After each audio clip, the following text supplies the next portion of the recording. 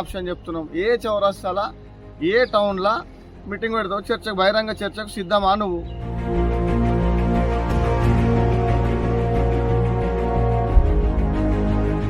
కాంగ్రెస్ నాయకులకు పిచ్చి పట్టింది.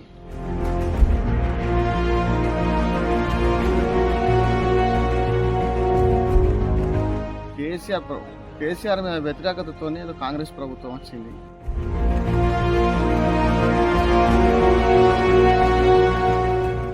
తెలంగాణ రాష్ట్రంలో కాంగ్రెస్ బీజేపీల మధ్య అయితే వార్ నడుస్తుంది. మన టీపీసీసీ అధ్యక్షుడు కరీంనగర్ జిల్లా గంగాధర మండలంలో చేసిన అనుచిత వ్యాఖ్యలకైతే ఈరోజు బండి సంజయ్ అయితే కౌంటర్ ఇవ్వడం కూడా జరిగింది. ఆ జనహిత యాత్ర పేరుతో దొంగ యాత్రలు చేస్తున్నారు చెప్తున్న జరిగింది. ఏదైతే కాంగ్రెస్ ప్రభుత్వం ఎన్నికలకు ముందు హామీలు ఇచ్చింది, హామీలు నెరవేర్చక ముందు అయితే ఈ దొంగ పాదయాత్రలు చేస్తుంది, దేనికి చేస్తుంది అనే విషయాన్ని అయితే ఈరోజు బండి సంజయ్ అయితే మాట్లాడుతున్నారు. ఒకవేళ టీపీసీసీ అధ్యక్షుడు చేసిన మాటలకు అయితే కౌంటర్ ఇస్తూ బీజేపీ దొంగ ఓట్లతో గెలిచినట్లయితే అది కాంగ్రెస్ ప్రభుత్వంలోనే ఉంది కాబట్టి మీరే దాన్ని నిరూపించి మళ్ళీ ఒకవేళ అసెంబ్లీని రద్దు చేసి మార్కెట్లోకి వెళ్దాము, ఒకవేళ మీరు గెలిస్తే నేను సన్యాసం తీసుకుంటాను మాట్లాడుతున్న పరిస్థితి కనబడుతుంది. దీనికి సంబంధించి మనతో మాట్లాడేందుకు బీజేపీకి సంబంధించిన రాష్ట్ర సభ్యులు ఉన్నారు, వాళ్ళని అడిగి తెలుసుకున్నాను. చెప్పండి, అంటే ఇంతకుముందు మొన్న జరిగిన ప్రజాయాత్ర అయితే పిసిసి మహేష్ కుమార్ గౌడ్ అయితే బండి సంజయ్ అనుచిత వ్యాఖ్యలు చేశారు. దీన్ని మీరు ఏమంటారు? గంగాధర్ వచ్చిన సందర్భంగా పిసిసి అధ్యక్షుడు మహేష్ కుమార్ గౌడ్ గంగాధర్ ప్రజాహిత యాత్ర పేరుతో గంగాధర్ వచ్చిన సందర్భంగా సంజయ్ అన్న మీద చేసినటువంటి ఆరోపణలు ఏవైతున్నాయో అవన్నీ ఒక పిచ్చి ఆరోపణలు. మహేష్ కుమార్ గౌడ్కి నేను మొట్టమొదటిగా ఏం చెప్తున్నా అంటే ఆయనకు పిచ్చి పట్టింది. ఆయన ఏం మాట్లాడుతున్నా ఆయనకు అర్థమవుతలేదు. నీకేమైనా ఇంగిత జ్ఞానం ఉందా? నీకేమైనా ఆలోచన ఉందా?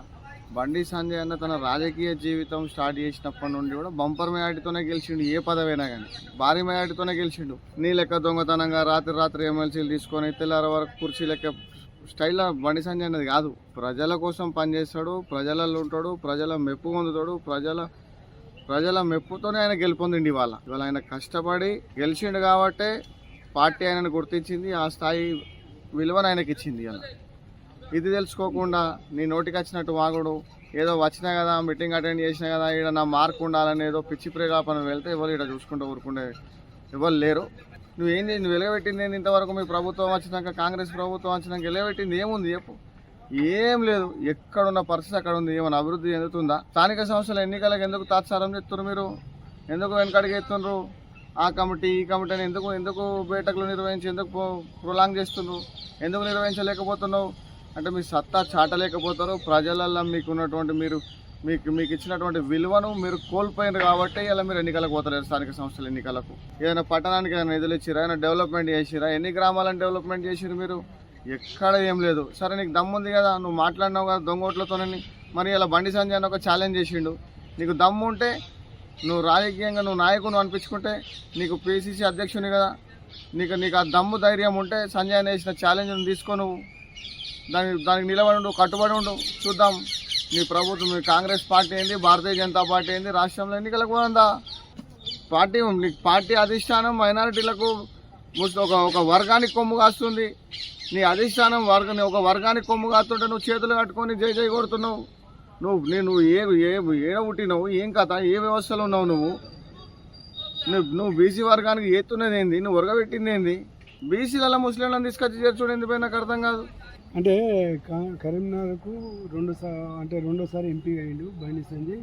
అంటే కేంద్రం నుంచి ఎలాంటి నిధులు తేలేదు, కానీ మతపరమైన రాజకీయాలు ద్వేషించడం, ఉద్వేగపరిచే మాటలు మాట్లాడేవి బండి సంజయ్ పైన అంటూ మన గంగాధర చౌరస్తాలో మధురానగర్లో మాట్లాడారు. దీనిపైన మీరేమన్నా? నీకే ఆప్షన్ చెప్తున్నాం. ఏ చౌరస్తాల ఏ టౌన్లో మీటింగ్ పెడతావు? చర్చకు, బహిరంగ చర్చకు సిద్ధమా నువ్వు? బండి సంజయ్ ఆయన అభివృద్ధి చేసింది, ఆయన తిరిగిన గ్రామాలు కానీ, ఆయన చేసిన డెవలప్మెంట్ కానీ, ఆయన ప్రజలలో గడిపినంత సమయం ఎంతైతే ఉందో ప్రజల కోసం చేసే పోరాటం మీద చర్చ పెడదాం. నువ్వు సిద్ధం అని అడుగుతున్నా నేను. నువ్వే పాయింట్ చెప్పు, ఎక్కడ ఏ ప్లేస్లో చర్చ పెడదామో చెప్పు. మరి ఎవరు తప్పులు అయితే ఎవరు తలదించుకుంటారు, ఎవరు రాజకీయ సన్యాసం చేస్తారో చూద్దాం. పొన్నం ప్రభాకర్ గతంలో కూడా పొన్నం ప్రభాకర్ కామెంట్ చేయడం కూడా జరిగింది. తను ఎంపీగా ఉన్నప్పుడే మెడికల్ కాలేజీల గురించి కొట్లాడడం జరిగిందన్నారు. అలాగే స్మార్ట్ సిటీ కూడా తమ ఆధ్వర్యంలో అప్పుడు జరిగిందని చెప్తున్న పరిస్థితి కనబడుతుంది. కాబట్టి బీజేపీకి బండి సంజయ్ చేసింది ఏం లేదు. కనీసము బీసీల గురించి మాట్లాడే అది లేనప్పుడు బండి సంజయ్ ఈ మాటలు ఎందుకని అంటున్న పరిస్థితి కనబడుతుంది. ఏమంటారు? బండి సంజయ్ అన్న ప్రజల కోసం కష్టపడతలేడు, నిధులు తీసుకొస్తలేడు అనేది 100% అవాస్తవం. అది పూర్తి స్థాయిలో అవాస్తవం. సంజయ్ అన్న ఎంత కష్టపడుతున్నాడు అనేది, నిధులు ఎంత ఇస్తున్నాడు అనేది మాకు ముందర మేము చెప్తూ కాదు కదా. వెబ్సైట్లు ఉంటాయి, లెక్కలు ఉంటాయి, కేంద్ర ప్రభుత్వం ఇచ్చిన కేటాయించిన బడ్జెట్ ఉంటాయి కదా, అవి చూడు ఒకసారి. అవి చూసి మాట్లాడుంది. స్మార్ట్ సిటీ వచ్చినప్పుడు పొన్నం ప్రభాకర్ అన్న పదవులు ఎందుకున్నాడు లేడు కదా. అప్పుడు ఉన్నది సంజయ్ అన్న కదా. ఈ సాక్ష్యాలే చెప్తున్నాయి కదా. కరీంనగర్ పట్టణంలో ఎవరినైనా చెప్తారు కదా, మేము చెప్పుడు కాదు కదా. బీసీ బిల్లు పెడితే బండి సంజయ్ ఒక బీసీ అంటే మాట్లాడడం లేదు. నేను ప్రభాకర్ అన్న నేను అడుగుతున్నా ఈ సందర్భంగా. ప్రభాకర్ అన్న మీకు చిత్తశుద్ధి ఉంటే బీసీలల్లా మైనారిటీలను కలిపారు, ముస్లింలను కలిపారు.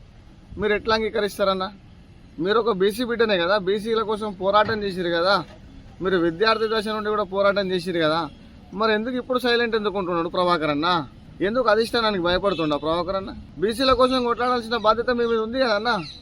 ఎవరు వ్యతిరేకించారు? మీరు వ్యతిరేకించలేదన్నా. బీసీలకు అన్యాయం జరుగుతుంటే మీరు వ్యతిరేకించలే. బండి సంజయ్ అని అడిగిండు, ముస్లింలను ఎట్లా కలుపుతారండి బీసీలల్లా అన్నారు. బండి సంజయ్ అని అడిగిండు, మీరు అడగలే ఎక్కడ.